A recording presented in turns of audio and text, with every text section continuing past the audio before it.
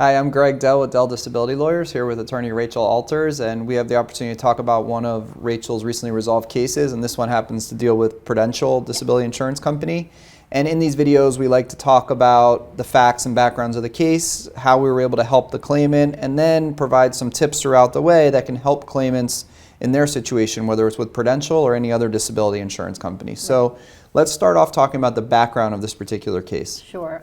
My client worked for Microsoft. He was a manager pretty high up in the company. He worked for corporate. And he worked there many years, very successful, made a very good salary. But what happened was he developed Addison's disease, which is an adrenal insufficiency, which basically attacks your organs and causes severe fatigue and dizziness and confusion and all kinds of things. And he was hospitalized multiple times, so he had to go out of work. And he kept trying to go back to work because he didn't want to give up his job at Microsoft. That's not an easy job to get, and he really was proud of his career. So he kept trying to go back, but he'd go back for like a week, end up back in the hospital. So after a while, after going in and out, he just went out. So Prudential refused to pay his disability benefits from the get-go. They didn't think that there was enough objective proof of Addison's disease. They didn't think Addison's disease was disabling, and they denied his claims. So he called us and we filed appeals for him. He was never approved at any time? He was, at some point, he was denied initially. We handled an appeal for a short-term disability claim. Prudential was still, I spoke with the carrier, they didn't want to approve him at all, but when Microsoft got word, they were angry at Prudential and they made some phone calls and pushed. So from our appeal and from Microsoft pushing Prudential, they ended up paying the short term, but they denied the long term right after that. And for the same reasons that they, paid the short term, they said, well, no, now we think there's no more proof of disability going forward. And that was probably a 6-month elimination period, Correct. Which means he had to be disabled for 6 months before he could be eligible for long-term disability. Right. So did they think that he had gotten better in the 6 months from his initial episode for this condition until the 6-month mark? He actually got worse. Okay. But they never wanted to pay him in the first place, so I think that they begrudgingly paid his short term because their client essentially, encouraged or forced them to. And then, sometimes that can happen. Yeah, they're a big client, but they didn't want to pay the long term. We appealed it again, and they still insisted that his condition was not severe enough to prevent him from working. However, he'd been in and out of the emergency room probably 5-6 times. He was very sick, and they still refused. And how many appeals did you do on the long-term claim? I believe we did 2, I think, on the long-term claim. Because Prudential has the one mandatory, and then they allow you to do a voluntary appeal. Correct. And after you complete all the appeals, which were not successful in this particular case, then the only remaining option was to file a lawsuit, correct? Correct. Why weren't you able to file a lawsuit earlier? Why did you have to mess around with these appeals? Yeah, unfortunately, this policy falls under ERISA, which is a federal law that governs all group policies that employers give to their employees, and it requires that you do administrative appeals. Most companies, you only have to go through one administrative appeal before you can file suit. Some companies actually make you do 2. Lincoln Financial makes you do 2. But you cannot actually get to court until you exhaust all of your administrative remedies, and that means filing the appeal, getting a final decision, and then you may go to court. So you have to jump through those hoops. And unfortunately, it does take a long time to get there. During your appeal, when you got a hold of the claim file, what was Prudential relying upon to say that this claimant could go back and do his job? It's funny because during the appeal process, even their employer, Microsoft, encouraged Prudential to send him to an IME, and they even put it in writing, and they said, send him to an IME, have somebody evaluate him, and you'll see, these are the things that are going on with him. Well, they decided they weren't even going to do that. They just hired their peer review doctors. They did a record review, that was it. And I would say my client probably was treating with 5 or 6 different physicians, all on board, saying the same exact thing. They at one point thought he had MS, but they ruled it out, and they just said this is a severe case of Addison's, which attacks his organs. So he was having a lot of issues. And Prudential, all they did was a peer review, and that was it. They made their decision, and each time they would just hire a different doctor to review the records. They never sent him to an IME. One doctor they would rely upon each time? Well, yeah, I think it was one doctor. They had a specialty. It might have been a neurologist who reviewed the records, but they never sent him for an independent medical evaluation, even though the employer had encouraged it.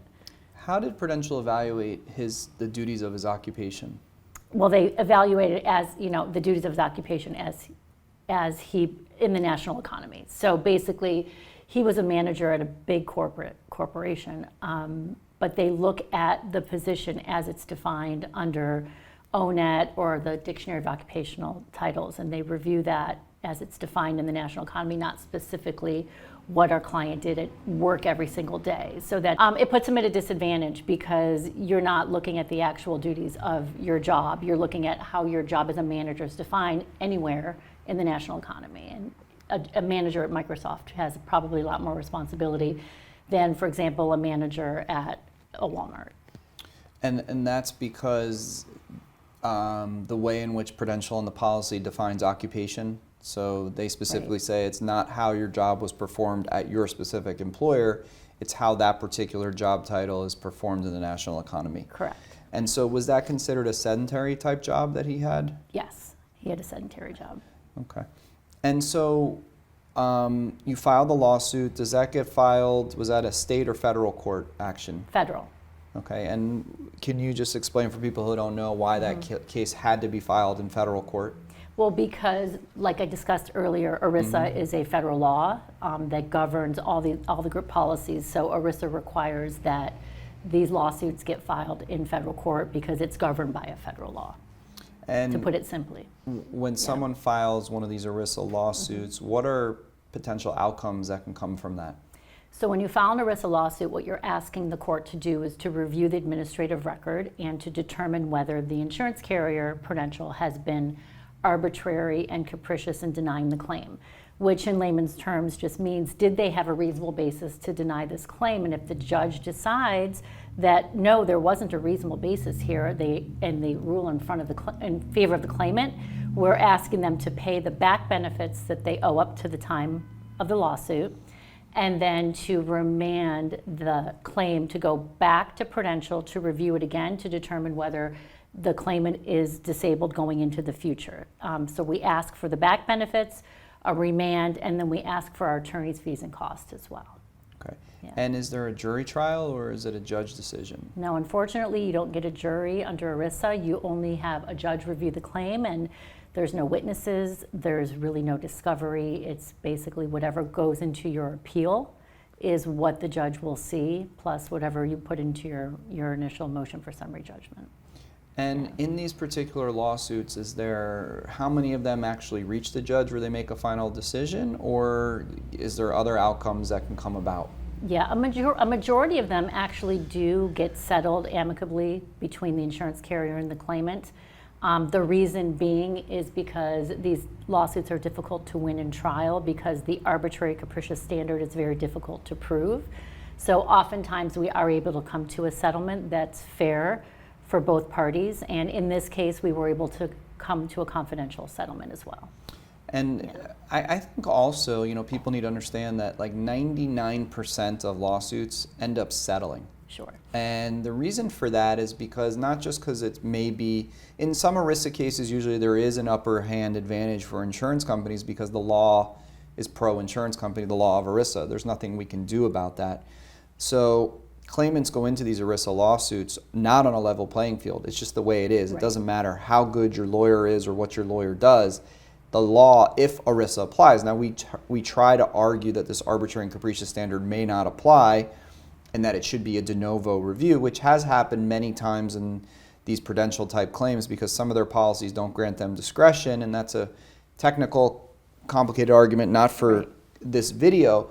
But assuming this discretionary type provision does apply, the cases are difficult, but lawsuits also settle very often because there's money that can be offered, and the money comes in the form of a lump sum buyout of the policy. And what that is, as you know, because a lot of cases resolve that way, is it's a one-time payment, and it's like a a divorce. Basically, we're buying you out of the policy, whether that policy was going to pay you for 10 years or 20 years or 5 years more. We're giving you one check. The policy's done. You go your way, we go our way, and good luck to you and good luck to Prudential, and that's Right. it. It's over. And the reason they settle also is because it's a financial decision for the client.